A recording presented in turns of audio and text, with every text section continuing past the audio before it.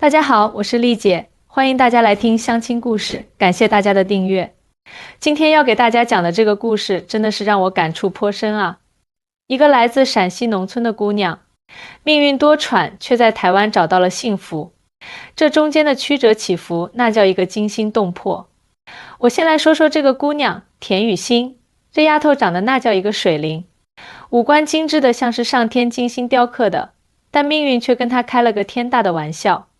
雨欣从小就没尝过什么叫家的温暖，她爹因为一场意外打架斗殴入了狱，她娘没多久就改嫁了，连个招呼都没打，就这么把才6岁的雨欣给抛弃了，真是狠心啊。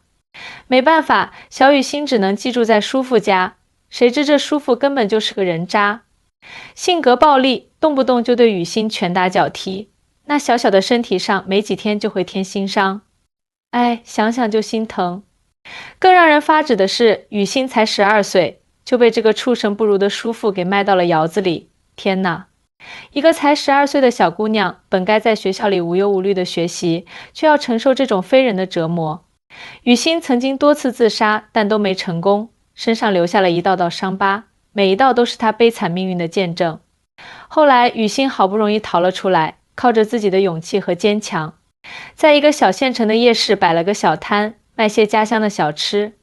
虽然日子过得紧巴巴的，但至少是靠自己的双手活得有尊严。转机出现在他23岁那年，那天夜市上来了个台湾客人，叫林志豪，是来大陆考察投资的。他尝了雨欣的臊子面，赞不绝口，还专门用手机拍了照片发朋友圈。雨欣心想，这人怎么这么大惊小怪的，不就是碗面吗？但他没想到，这个偶然的相遇竟然改变了他的一生。志豪被雨欣的手艺吸引，连着几天都来光顾他的小摊。两人慢慢熟悉起来，聊天中得知雨欣的身世后，志豪心疼不已。他发现这个看似柔弱的女孩，内心却无比坚强。雨欣，你有没有想过改变现状？一天，志豪突然问道。雨欣苦笑，我能怎么改变？我就这点本事，能养活自己就不错了。志豪认真地说，你可以去台湾啊，那边机会多，而且他停顿了一下。如果你不嫌弃，我想照顾你一辈子。雨欣惊呆了，他没想到这个认识不久的台湾男人竟然向他表白了，而且还说要带他去台湾。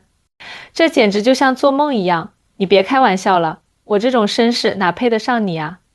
雨欣不敢相信自己的耳朵，在我眼里你很棒，你坚强、善良、有才华，我不在乎你的过去，我只在乎你的现在和将来。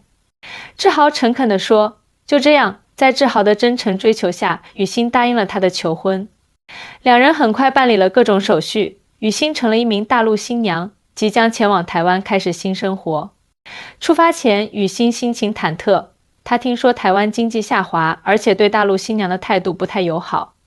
她担心自己会不会不适应，志豪的家人会不会接受她。但她更害怕的是，万一这一切都是骗局呢？别担心，我家人都很和善。妈妈知道你会做陕西小吃，可高兴了，说要向你学习呢。志豪看出了他的忧虑，安慰道。雨欣半信半疑的点点头。他实在是经历了太多的不幸，很难再轻易相信什么美好的承诺。飞机降落在桃园机场，雨欣的心跳加速。这是他第一次坐飞机，第一次出国，一切都那么新奇又陌生。志豪的父母来接机了，雨欣紧张地向他们鞠躬问好。叔叔阿姨好，我是雨欣。哎呀，这么客气干嘛？叫爸妈吧。志豪的妈妈热情地拉住他的手。我们志豪眼光真好，找了这么漂亮的媳妇。雨欣没想到婆婆这么好客，心里的石头稍微放下了一点。从机场到林家的路上，雨欣透过车窗仔细观察着台湾的街景。奇怪的是，她没看到想象中的繁华都市，反而路边的房子看起来有些老旧，街道也不如大陆的一些城市宽敞明亮。这就是台北吗？怎么和我想的不一样啊？雨欣小声问志豪。哦，我们家不在台北市区，是在新北市的郊区，志豪解释道。到了林家，雨欣更加失望了。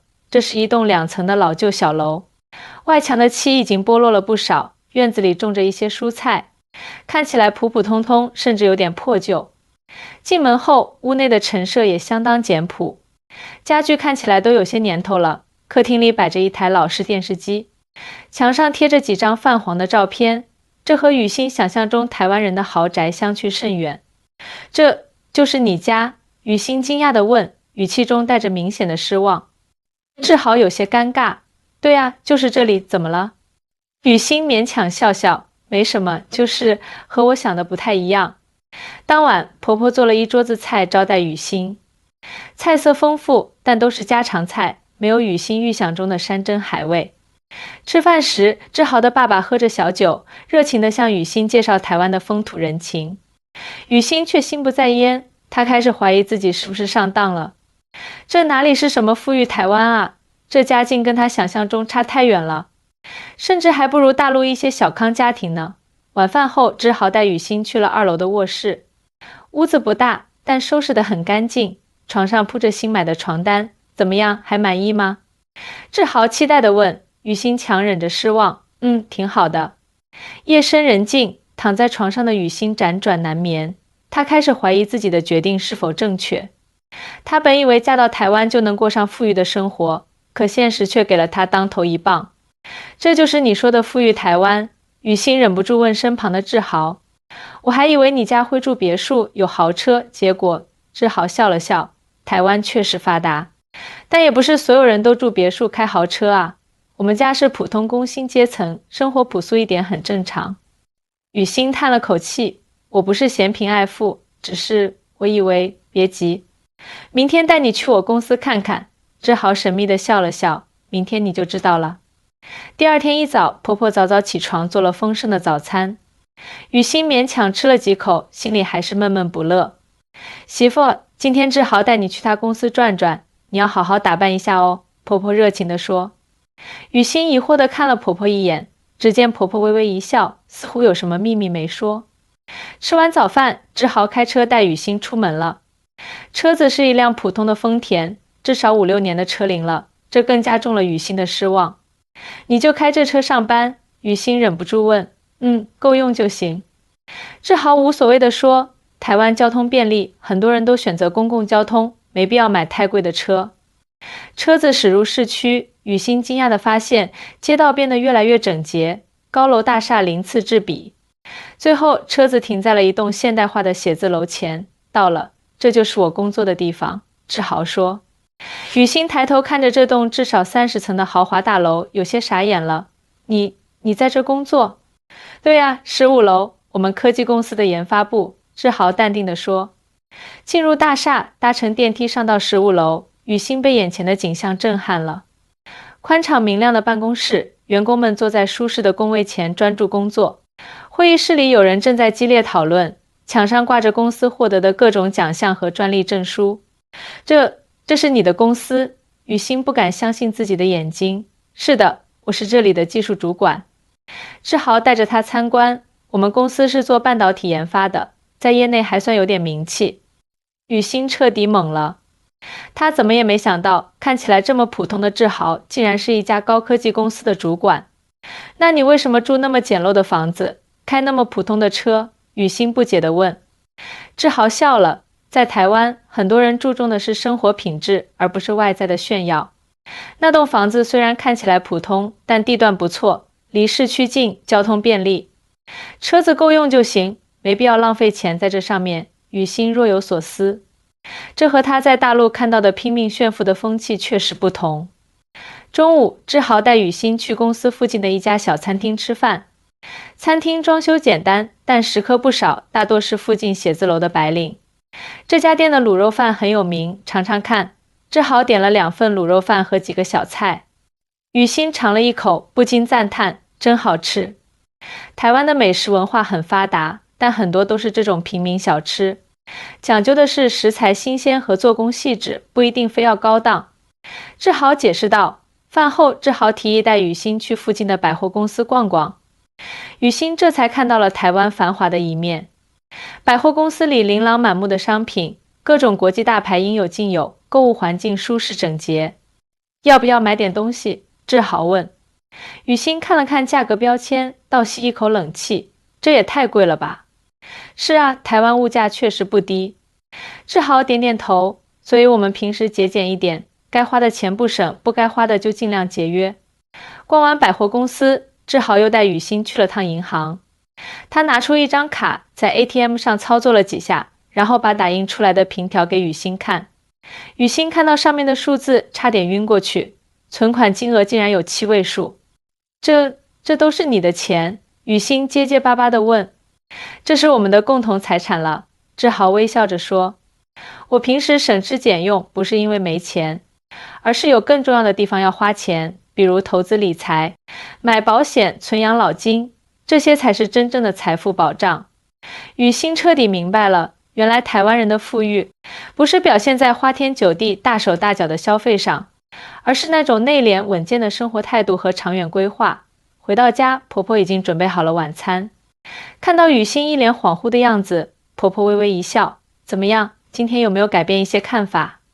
雨欣不好意思地点点头，妈，我错了，我以为孩子不怪你。婆婆慈祥地说，很多大陆来的媳妇刚到台湾都有这种感觉。表面上看，台湾的房子小，车子旧，但实际上我们的生活品质并不差。饭后，婆婆拉着雨欣的手，带她参观家里，看似普通的房子，处处都有精心的设计，书房采光极好，厨房的设备一应俱全，甚至还有个小小的花园。台湾人注重生活细节。婆婆解释道，房子不在于大，而在于住的舒适；车不在于贵，而在于代步方便；衣服不在于名牌，而在于合身好看。雨欣开始反思自己的价值观。在大陆，很多人评判一个人是否成功，往往看他有没有豪宅、豪车、名表、名牌。而在台湾，人们似乎更在意生活的品质和内涵。妈，我想学习怎么做一个台湾媳妇。雨欣真诚地说。婆婆欣慰地笑了，好孩子，慢慢来，我会教你的。晚上，志豪带雨欣去了家附近的夜市，这里人声鼎沸，小吃摊位一个挨着一个，香气四溢。雨欣惊讶地发现，即使是这么发达的台湾，夜市文化仍然如此繁荣。台湾人不管多有钱，都喜欢逛夜市。志豪笑着说，这里有最地道的美食和最接地气的娱乐。雨欣看着熙熙攘攘的人群，突然有了灵感。志豪，我想在夜市开个摊位，卖陕西小吃。好啊，志豪立刻支持。我相信你的手艺一定能征服台湾人的胃。就这样，雨欣在台湾开始了新生活。她不再纠结于表面的富裕，而是学着像台湾人一样追求真正的生活品质。她在夜市开了摊位，卖起了陕西小吃，很快就赢得了不少回头客。与此同时，在婆婆的指导下，雨欣也学会了台湾家庭主妇的精打细算，货比三家后再购物，打折时囤积日用品，加入各种团购群获取优惠信息。慢慢的，雨欣发现自己越来越融入这个家庭，融入台湾的生活。她不仅在夜市摆摊卖小吃，还在志豪妈妈的引荐下，开始给社区的妈妈们教做陕西美食，收入颇丰。一天晚上，志豪下班回来，看到雨欣正在厨房忙碌，身上系着婆婆给她买的围裙，脸上洋溢着幸福的笑容。今天教课怎么样？志豪从背后轻轻抱住她。雨欣转身，在她脸颊上亲了一下，特别好。大家都说我的臊子面绝了，下周还要我教他们做肉夹馍呢。志豪笑着说，看来我老婆要成为台湾陕西美食的代言人了。雨欣害羞地捶了他一下，去你的，哪有那么夸张。对了，我今天去银行开了个定期存款账户，把这个月的收入都存进去了。志豪惊讶地看着他，哟，学得挺快嘛，我妈影响你不小啊。那是，妈说了，钱不是越多越好，而是要花在刀刃上，剩下的就要好好存起来，做长期打算。雨欣骄傲地说。婆婆从客厅走过来，听到他们的对话，满意的点点头。雨欣比我强多了，我当年可没她学得这么快。这时雨欣的手机响了，是大陆老家的短信。她匆忙拿出手机一看，脸色立刻变了。怎么了？志豪关切地问。我叔父出狱了，他要找我麻烦。雨欣颤抖着说。原来雨欣当年逃出窑子后，曾向警方举报了叔父的罪行，导致他被判了刑。现在刑满释放，这个恶魔又回来了，扬言要找雨欣算账。别怕，有我在。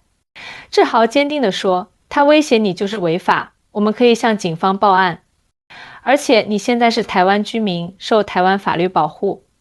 婆婆也安慰道：孩子别担心，我们是一家人，谁也伤害不了你。雨欣泪流满面，她从未感受过如此温暖的亲情。在她最脆弱的时刻，这个台湾家庭给了她最坚实的依靠。第二天，志豪特意请了假，陪雨欣去了台湾移民署，咨询如何应对大陆亲属的滋扰。工作人员详细解释了相关法律，并表示如有必要，可以协助申请保护令。看到没？台湾的法制很健全的。回家路上，志豪安慰雨欣：你叔父在台湾没有任何势力，他奈何不了你。雨欣点点头，心里的阴霾渐渐散去。她开始明白，真正的安全感不是来自金钱和物质，而是来自完善的社会体系和温暖的家庭关系。几个月后的一天，雨欣在夜市摆摊时，一个熟悉又可怕的身影出现在她面前，是她叔父。好啊，臭丫头，我找了你好久。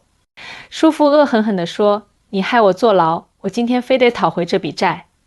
雨欣吓得脸色煞白，但她很快镇定下来，拿出手机，我现在就报警，你要是敢动我一下，台湾警察会立刻把你抓起来。叔父愣了一下，显然没料到雨欣会这么强硬。这时，旁边的摊主们也围了过来，怎么回事啊？这人骚扰你吗？要不要帮你叫警察？面对台湾民众的热心帮助，叔父慌了神，一时不知如何是好。就在这时，志豪赶到了，他接到雨欣的求救短信，立马从公司赶来。志豪二话不说，拨打了110。台湾警察来得很快，详细询问了情况，将雨欣叔父带走调查。经查证，他是偷渡来台，属于非法入境，很快就被遣返回大陆，并被列入台湾的拒绝入境名单。这件事过后，雨欣彻底放下了心中的阴影。她不再是那个任人欺凌的弱女子，而是一个有尊严、有底气的台湾媳妇。谢谢你们，如果没有你们，我不知道会怎样。一天晚上，雨欣真诚地对志豪一家说。志豪爸爸摆摆手，别这么说，你是我们的家人，保护家人是理所当然的。婆婆拉着雨欣的手，孩子，台湾虽然物质上可能不如大陆一些大城市那么光鲜亮丽，但我们有我们的优势，社会更包容，人与人之间更真诚，法治更健全。这些都是看不见摸不着，但确实能给人带来安全感的东西。雨欣深有同感地点点头。日子一天天过去，雨欣的小生意越做越好。她不仅在夜市摆摊，还接了一些私人聚会的外卖订单。志豪建议她开个小店，但雨欣觉得现在这样挺好，不想太累。台湾人的生活态度真的很值得学习。雨欣常常这样感叹，不盲目追求更大更多，而是在力所能及的范围内，把生活过得有滋有味。1年后，雨欣怀孕了，这个好消息让全家人欣喜若狂。婆婆立刻翻出育儿书，为即将到来的孙子或孙女做准备。可不能委屈了我的外甥。突然，一个熟悉的声音从门口传来。雨欣抬头一看，惊呆了，是他失散多年的亲哥哥。原来志豪知道雨欣一直思念自己的亲人，便悄悄委托台湾的亲友会帮忙寻找。功夫不负有心人，他们真的找到了雨欣的哥哥田宇阳，如今已在上海创业有成。兄妹相见，抱头痛哭。宇阳愧疚不已，当年爸出事后，我被送去了奶奶家，再后来就失去了你的消息。这些年我一直在找你，没想到你竟然在台湾安家了。雨欣泣不成声，哥，我以为这辈子再也见不到亲人了，没想到，这个突如其来的团聚，让雨欣的幸福更加完整。他的哥哥和志豪一家也很快熟络起来，仿佛多年的亲人一般。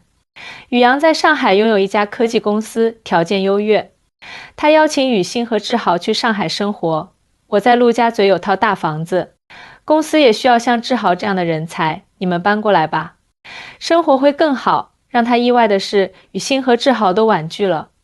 哥，谢谢你的好意，但我们在台湾已经有了自己的生活和事业。雨欣解释道，这里虽然不像上海那么繁华，但生活节奏更适合我们，而且这里的人情味更浓。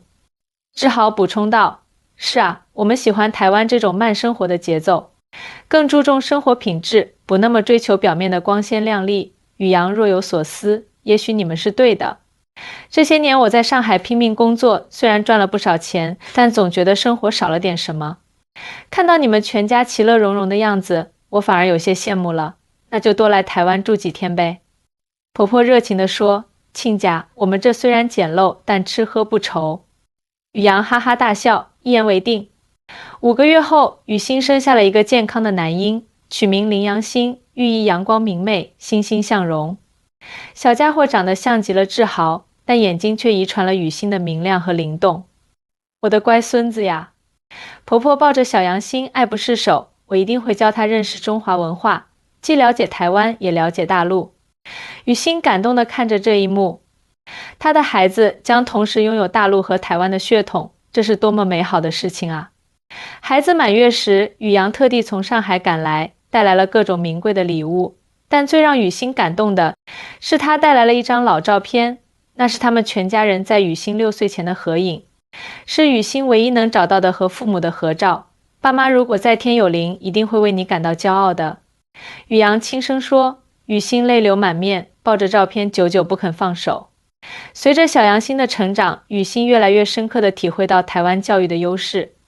台湾的学校更注重孩子的全面发展，不像大陆那样过分强调分数和排名。孩子有更多时间发展兴趣爱好，培养健全的人格。我真的很庆幸当初选择留在台湾。